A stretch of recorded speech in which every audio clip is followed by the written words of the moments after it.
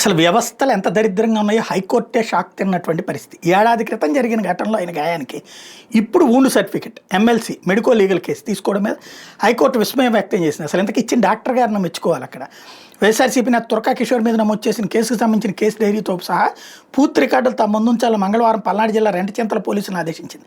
Arrest గల కారణాలను, అరెస్టుకు దారితీసిన పరిస్థితులను తనకు అందజేయాలని మ్యాజిస్ట్రేట్కి తురకా కిషోర్ చెప్పారని, అయితే మ్యాజిస్ట్రేట్ ఈ విషయాల్లో సంతృప్తి చెందినట్టు కానీ చెందనట్టు కానీ ఎక్కడా రిమాండ్ ఉత్తర్వులో పేర్కొనలేదని ధర్మాసనం తెలిపింది. నేపథ్యంలో తాము పూర్తి రికార్డును చూడాలని నిర్ణయానికి వచ్చామని, గుంటూరు జిల్లా జైలు నుంచి ఇటీవల విడుదలైన తన భర్త తురకా కిషోర్ని రెంటచింతల పోలీసులు అక్రమంగా నిర్బంధించారని, తన భర్తను కోర్టు ముందు హాజరుపరిచేలా పోలీసులను ఆదేశించాలని కోరుతూ తురకా సురేఖ గత బుధవారం హైకోర్టులో అత్యవసరంగా లంచ్ మోషన్ రూపంలో హేబియస్ కార్పస్ పిటిషన్ దాఖలు చేయడం, వ్యాజ్యం మీద ఇటీవల విచారణ జరిపిన జస్టిస్ రఘునందనరావు ధర్మాసనం అసలు తురకా కిషోర్ మీద ఎన్ని కేసులు నమోదయ్యాయి, వాటిని ఎప్పుడు నమోదు చేశారు, ఎప్పుడు అరెస్ట్ చేశారు, ఏ ఘటనలో అరెస్ట్ చేశారు తదితర వివరాలు తమ ముందు ఉంచాలని పల్నాడు జిల్లా ఎస్పీని ఆదేశించింది. ఈ మేరకు కిషోర్ మీద నమోదు చేసిన కేసుల వివరాలు ధర్మాసనం ముందుంచిన విషయం తెలిసిందే. వ్యాజ్యం మీద జస్టిస్ రావు రఘునందనరావు, జస్టిస్ తోటా చంద్రధన్ శేఖర్లతో కూడిన ధర్మాసనం మంగళవారం మరోసారి విచారణ జరిపింది. తురకా సురేఖ తరపు న్యాయవాది సానేపల్లి రామలక్ష్మణ్ రెడ్డి సందర్భంగా వాదనలు వినిపించారు. రెంటచింతల సబ్ ఇన్స్పెక్టర్ కోర్టును సైతం తప్పుదోవ పట్టించారన్నారు.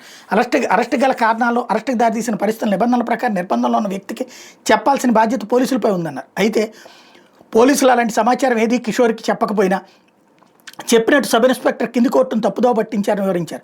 ఈ సమయంలో రామలక్ష్మారెడ్డి సమర్పించిన పలు డాక్యుమెంట్లని ధర్మాసనం పరిశీలించింది. ఏడాది క్రితం జరిగిన ఘటనలో ఏర్పడిన గాయానికి ఇప్పుడు వూండ్ సర్టిఫికెట్ ఎలా తీసుకుంటారంటూ ధర్మాసనం విస్మయం వ్యక్తం చేసింది. రామలక్ష్మారెడ్డి తన వాదన కొనసాగిస్తూ పోలీసులు తమకు ఎఫ్ఐఆర్ కాపీ కూడా ఇవ్వలేదన్నారు. ఈ సమయంలో ధర్మాసనం కిషోర్కి రిమాండ్ విధిస్తూ కింది కోర్టు జారీ చేసిన ఉత్తర్వులు పరిశీలించింది.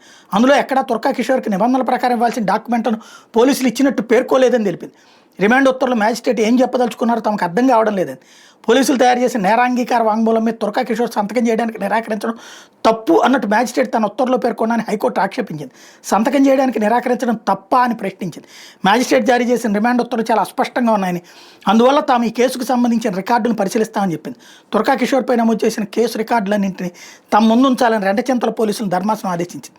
తదుపరి విచారణ బుధవారానికి వాయిదా వేసింది.